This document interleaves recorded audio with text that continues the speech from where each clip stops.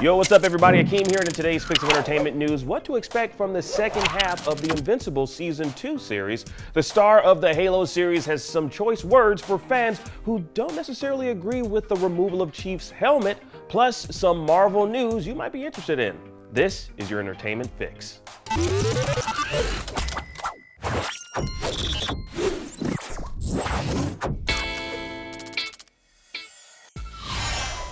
After a few months on hiatus, leaving fans on a cliffhanger, Invincible Season 2 returns with its second half kicking off March 14th. But what can fans expect to see in the second half of Season 2? Now, the Invincible Twitter handle posted this teaser video revealing the date, which states, quote, "In the second half of Season 2, I'm sure Mark goes back to college, reads his father's books, and has nothing eventful happen to him or his family." Now take a look at the video.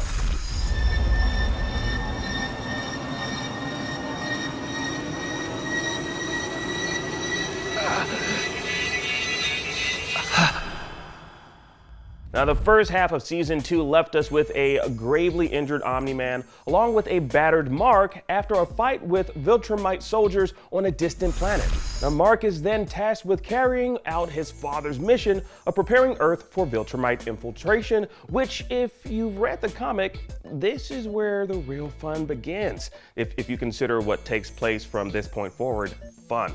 Now, back on Earth, the big baddie is Angstrom Levy, who will lead our titular hero down some really interesting paths upon his return to Earth. Now, there might even be some surprising crossovers pending if creator Robert Kirkman was able to get the proper sign-offs on certain characters. Now, I won't go into detail, but if you know, you know. Now, it took us a while to get to this particular point in the story, which I hope in the animated series isn't dragged out too much.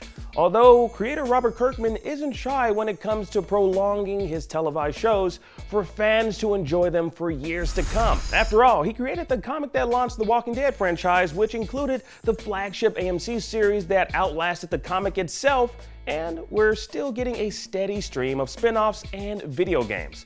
And it seems Kirkman has plans for the Invincible universe to expand, possibly running for 8 whole seasons. Now, speaking of Polygon on Season 2 and the future of the Prime Video series, he said, quote, "I'm trying not to pin it down to a number because it is somewhat of a moving target. I think in the 7 to 8 range seems like it would be enough. But there could be some things we move through a little faster, some things we expand. If we're fortunate enough to go for a good long time, I think that would be enough to cover the entire comic." Now, 11 seasons wasn't enough to cover The Walking Dead's comic book run, which unexpectedly ended in 2019. But a lot of that was due to how far The Walking Dead AMC series deviated from the source material. Now, dealing in live action on a televised budget comes with its limitations as well, meaning Kirkman and the team likely couldn't pull off some of the bigger set pieces they may have wanted to do that took place in the comics. Now, there was also the added challenge of wrangling the schedules of its live action cast. But since Invincible is an animated series, there's no reason for it to not be a one-to-one of the source material. And getting actors into a VO booth is a lot less of an ask than having them on set in full hair and makeup for weeks on end. Now, if Season 1 was an indication enough, don't expect Invincible to stay 100% in line with the comic. Now, continuing in that Polygon interview, he said, quote, "There are some things along the way that didn't get into the comic that I'd like to do. I think it'd be cool to have some episodes here and there that are completely original." So that's part of the plan moving forward. And we know he's no stranger when it comes to staying true to his original creations while still telling an entirely new story. Dead City, Daryl Dixon, and the upcoming The Ones Who Live series are all within the Walking Dead universe with familiar characters from the original comic series, but placed in a separate and original story that's completely different from their comic book counterparts' experiences. Now, with 144 comic issues that spanned 15 whole years, it wouldn't be surprising to see Invincible going up to 7 or 8 seasons. Now, in other news, actor Pablo Schreiber has some more words for fans who want Master Chief to put his helmet back on in the live-action Halo series. Speaking of Games Radar, he said, quote, "People who don't feel the helmet was necessary to come off, they're at such an early conception of what the show could be. In order to examine the discrepancy between these two versions of the character, you can't tell that story without taking the helmet off. If you don't agree with the helmet coming off in the show, you don't like our show. So there's no point discussing it." Damn. I mean, he's telling it like it is. But honestly, I think the point of most showrunners, casts, and crew is to get consumers and fans to like the show.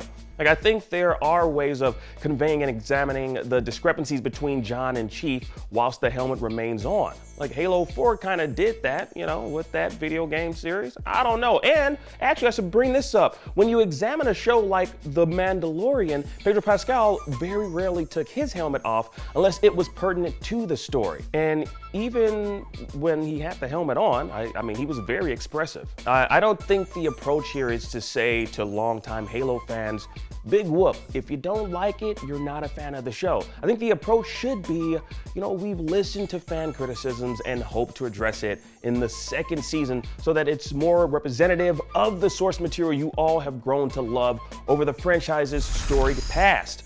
Like, that's what Paramount did when fans were complaining about the way Sonic looked in the initial trailer for the Sonic movie. Like, sometimes fan outcry isn't to hate, but to help. Now, those are my thoughts, but curious to know what you guys think. Share your opinions down below.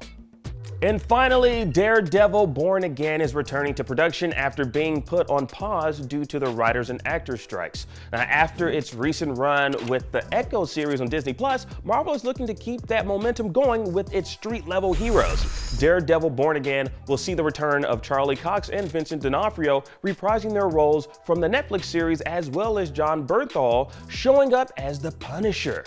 Now, back in October, The Hollywood Reporter broke the story that a good deal of Born Again that had already been shot had been scrapped, and the show was getting reworked extensively. Now, we didn't have much of an idea what the original version would have been like, but here's hoping that going back to the drawing board yields a show that does Daredevil's legacy justice. No release date just yet on Born Again, but we'll keep you posted. And that about does it for your fix of entertainment news for today. I'm Akeem Watson. Thank you for watching. Now that you're caught up on today's news, please check out our previous episode. Download the IGN app on all your devices, and for everything else, stick with IGN.